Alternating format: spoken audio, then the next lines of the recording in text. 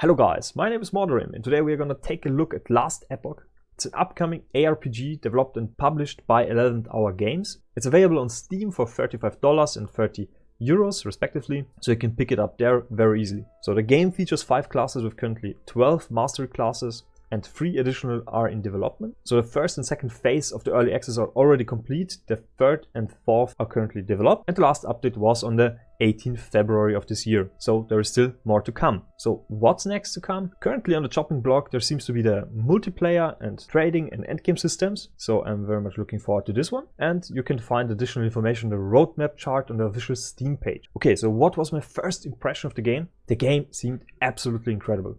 During my first hour of play, I was blown away by how good it felt to play. There are a few things that need polishing, but the basic mechanics, graphics and systems that are in place and working are really working. And the game didn't seem as overwhelming to a new player as Vexel does. And it still provides a lot of depth. I will talk about this one a little bit later. The game favors user experience and fun, so that's a big plus in my book. Okay, so let's talk about performance first. I didn't notice any FPS drops, stuttering, freezes or anything like that during my first hour of play.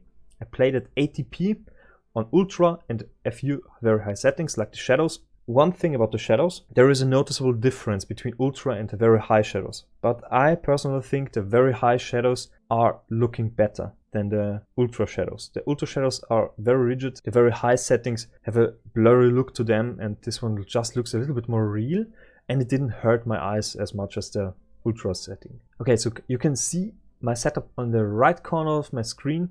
As you can see, I used an SSD and I did notice some rendering or loading issues. The game wasn't lagging or something like that. And it was just very subtle at the upper border of my screen during my first run. So as you can see, it's not very noticeable, but it's there. I also noticed some banners towards the end were glitching out and doing some weird stuff, but that's all I found. The environment was very beautiful otherwise, and there is some very neat little stuff, like when I crossed the bridge, some stones fell over.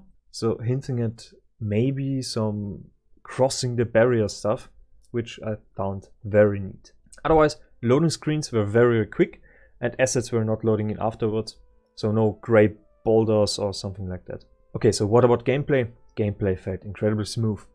Using a skill felt nice. Didn't result in any FPS drops or freezes. It's slower than Vexel for sure. That's a given. But it also felt more rewarding and impactful right away. AoE attacks were very well telegraphed and you were given enough time to dodge and think of something to prevent the damage. So no, you need to immediately blast something away and kill it, otherwise you will die. You had really a time and a little bit of tactics in the game, which I was missing in Vexel. Also, I didn't get one shot by some invisible death effect, so that's a very, very huge plus in my book. So what about using multiple skills? It felt a little bit weird, to be honest. So I don't know if it's because of the lack of attack speed early on or the lack of cast speed early on, but trying to use multiple skills back to back resulted in some hiccups. I felt locked into animations and in some kind of way in a global cooldown. Like when I pressed a button and tried to use a skill afterwards, my character froze for a second, maybe half a second, and I couldn't do anything. That felt quite bad. I don't know if this one is only specific to my class, the sentinel, but just in case I wanted to mention this one. Okay, and next up is loot, the cornerstone of every ARPG. Enemies in this game drop a lot of loot, similar to Vexel. So a loot filter is probably mandatory here. You can set up one already. There is one implemented into the game.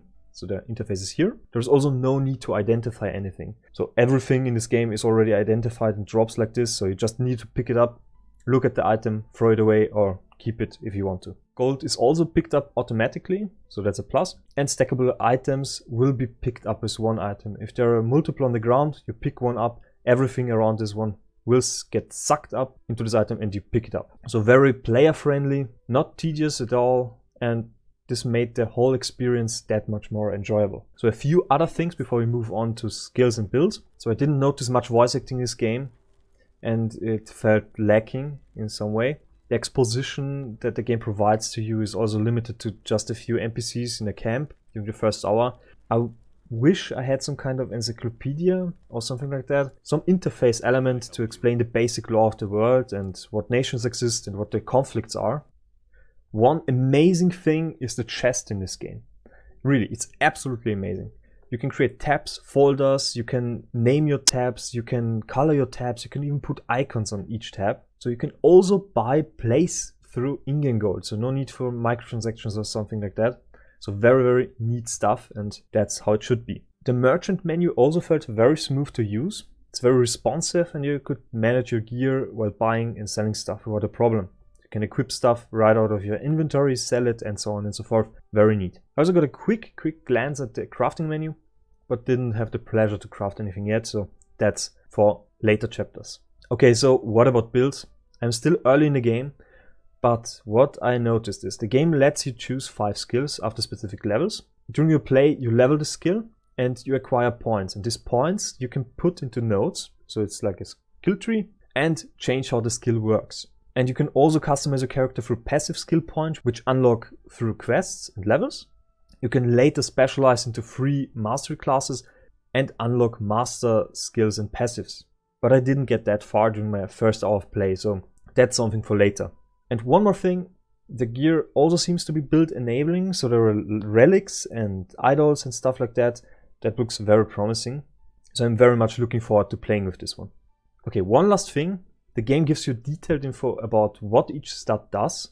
You can also find some info on some calculations in the game, so you don't need to look it up in a wiki or something like that. So very neat stuff. Okay, so that's my first impression of the game. It was very, very positive. There were a few things that didn't sit right with me, but the game overall is extremely nice to play. It felt smooth, it felt complete. It just needs some polishing. So I'm really looking forward to what this game will develop into, and I hope to finish all chapters that are currently available, and I will give a review after this one, after I dip my toes into the end game. I know there's still some more to come. On the roadmap it's mentioned that there will be some update for the end game, and I will check this one out. Okay, so if you like the content, I will do more of this one. So stay tuned and bye.